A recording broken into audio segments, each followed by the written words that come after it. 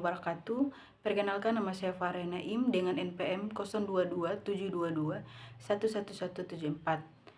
Di sini saya akan mempresentasikan materi saya dengan judul akuntansi untuk operasi cabang atau akuntansi agen penjualan. Yaitu kita masuk pada pemateri pertama, yaitu perbedaan antara agen penjualan dan cabang. Perbedaan antara agen penjualan dan cabang sebagian besar terkait dengan tingkat otonomi sebuah agen penjualan atau sales agen. Terkadang diistilahkan secara sederhana sebagai agen, biasanya tidak beroperasi secara otonomi, tetapi bertindak atas nama kantor pusat atau home office. Agen penjualan dapat memanjang dan mendemonstrasikan contoh produk, menerima pesanan, dan mengatur pengiriman.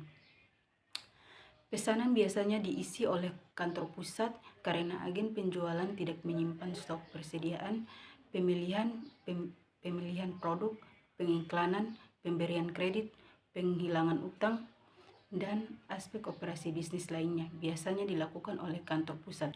Materi berikut yaitu perbedaan antara agen penjualan dan cabang. Terbagi menjadi 3 bagian. Yang pertama, sebuah cabang biasanya menyuman stok batang dagangan dan memenuhi pesanan pelanggan. Di beberapa perusahaan cabang menjalankan fungsi pemberian kredit secara mandiri, sementara untuk beberapa perusahaan pemberian kredit ditangani oleh kantor.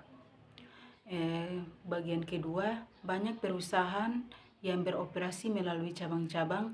Hampir setiap orang mengunjungi cabang departemen store besar seperti perusahaan manufaktur, juga menjalankan bisnis melalui sistem lokasi operasi yang dapat dibandingkan, biasanya disebut dengan pabrik. Misalnya PT Indofood menjalankan proses produksi di berbagai pabrik di lokasi Jakarta, Bandung, Medan, Banjarmasin, dan Makassar. Yang ketiga, sistem pengambilan keputusan manajemen. Pada agen penjualan kecil antara lain adalah bahwa keputusan dibuat di kantor pusat, dan agen penjualan melakukan operasi rutin. Tingkat pengambilan keputusan manajemen di cabang biasanya lebih tinggi dibanding agen penjualan, tetapi dengan tingkat yang berbeda antara perusahaan. Materi selanjutnya yaitu sistem akuntansi dan entitas akuntansi. Agen penjualan umumnya tidak mengelola sistem akuntansi keuangan, melainkan hanya menyimpan catatan yang cukup dalam menjalankan usahanya. Kantor pusat mengelola sistem akuntansi, sedangkan transaksi agen dicatat oleh kantor pusat. Sementara di lain pihak, sebuah cabang sebagian besar mengelola sistem akuntansi keuangan lengkap. Pengelolaan sistem akuntansi terpisah untuk kantor pusat, dan setiap cabang memberikan pengendalian yang lebih baik terhadap operasi dan memungkinkan manajemen puncak menilai kinerja masing-masing cabang. Materi keempat yaitu akuntansi untuk agen penjualan. Oleh karena itu, agen penjualan biasanya tidak memiliki sistem akuntansi. Seluruh transaksi terkait dengan agen dicatat oleh kantor pusat.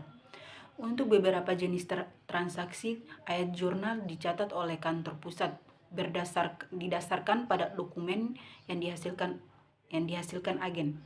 Misalnya, kantor pusat mencatat transaksi agen berdasarkan faktur penjualan, catatan pengajian, dan dokumen voucher.